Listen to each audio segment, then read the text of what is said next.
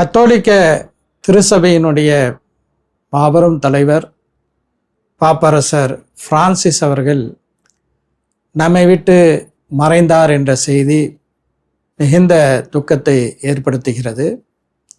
இந்த ஆண்டு இந்தியாவிற்கு வருகை தர இருந்தார். அவருடைய வருகையை நாமெல்லாம் ஆவலோடு எதிர்பார்த்தோம்.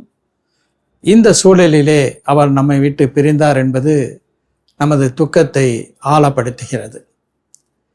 தென் அமெரிக்காவைச் சேர்ந்த முதல் பாப்பரசர் என்ற பெருமை பாப்பரசர் பிரான்சிஸ் அவர்களுக்கு உண்டு.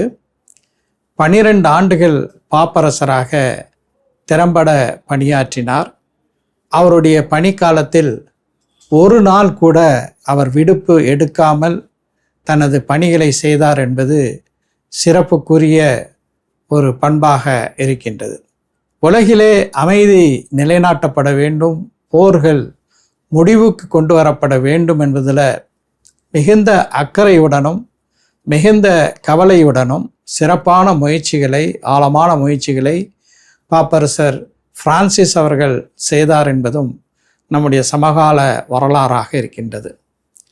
பாப்பரசர் அவர்களை இழந்து வாடக்கூடிய அனைத்து கத்தோலிக்க பெருமக்களுக்கும் அனைவர்களுக்கும் மனிதநேய மக்கள் கட்சியின் சார்பாக என்னுடைய ஆழ்ந்த இரங்கலை தெரிவித்துக் கொள்கிறேன்.